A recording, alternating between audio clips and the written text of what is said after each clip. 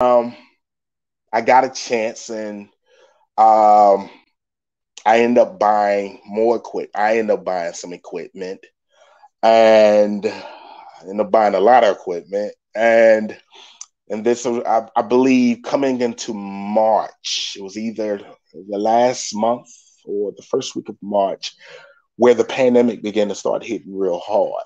And just remembering, like, we've been already been shooting for a year now, from 2019 to February 2000, So we've already been shooting, and the whole everything kind of got shut down. The whole everything, the city, state, everything got shut down from all the historic parks. The director reached out to me, emailed me, didn't know when I can come back and shoot. They didn't have an answer. They told me, kind of gave me, it can be 3 months, it can be 6 months, it can be a year. So it was from there. I didn't know what to do. We was pretty much sitting on our hands, at a standstill. So I was just thinking, like, oh man, I want to be continuing to working on this. I need to be working on this, but I had no location. And my assistant basically, she knew of this other place that was in North Carolina, in Windsor, North Carolina, called the Hope Plantation. And from Somerset to Hope is about a good 20 to 30 minutes apart, I believe. And this is another known plantation. And this plantation basically was the home of a governor. His name was Governor David Stone, and got a chance of working some things out with their board and committee of trying to bring this film there. And I was willing to take in that risk of reshooting everything. Like, we've been shooting for a whole year. I was willing to take that risk of just reshooting everything just because of the location. And also, like I said, I've purchased more equipment. So I had a better camera than the camera I was using for up to that year.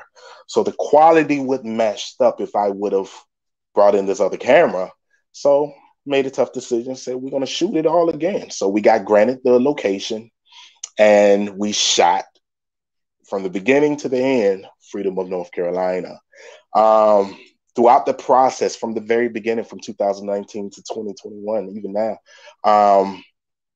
you know, me getting cast, I think it wasn't me.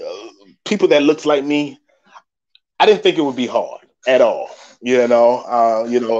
Films doesn't come out in my city, in my area, that often, and people was very excited when I actually put out an audition for it. So we had a few people to come out and audition, and those them that came out and we saw fit, we gave them a role.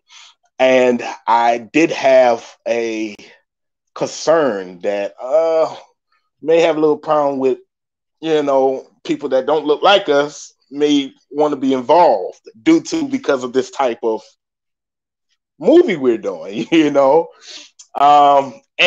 that's what I was thinking. Oh no, it was totally the opposite. We really got love. We really got support from out of the state of North Carolina, the people from different parts. And I began to kind of putting out what we was needing, and people would respond back. Some people was getting my contact, didn't know how they was getting it, and wanting to be a part of this phenomenal film, And this film is, like I say, it's a very, very touchy film, And now we have a cast a little over 30 people that was in the film, not even including extras. So we had a pretty big, nice size cast, man, for my very first film, But these guys was phenomenal. We grew to be family, regardless of their color or not. We didn't see color, even during the role, and what things that they had to say, we have a young lady by the name of Miss Tina, and she plays the actual. She's the oh my man, mine's blanked out. She's not the overseer, but she owns Hopperville, so she governs Hoppersville, and she's a plant owner, and she has little filthy words that she has to say. That was in the script, and she was uncomfortable at first, but kind of learned and grew. Like, hey, this is part of art. You know, I'm fine with it. You know, I know exactly who I am, so it don't bother me.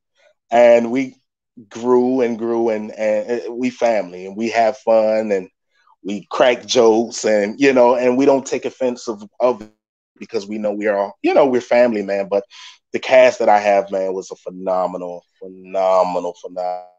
cast, man. I couldn't wish for any guys better, to be honest with you. These guys was very adapting. They was very open and very supportive.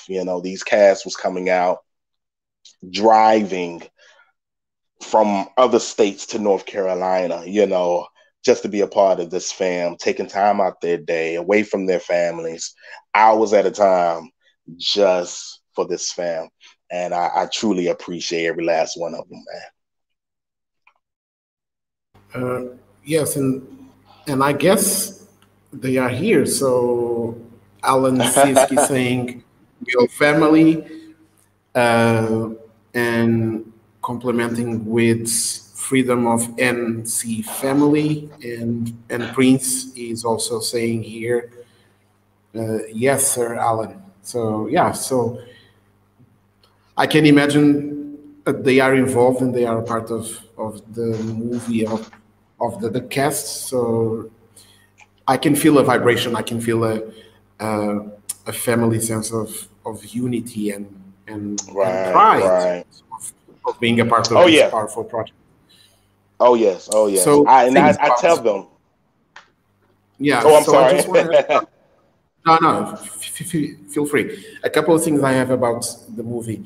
One of them is that you never actually told me about when can we see it, and the second one is that was it based on a true story of that family of those characters, or it was a fictional story inside a true context of slavery?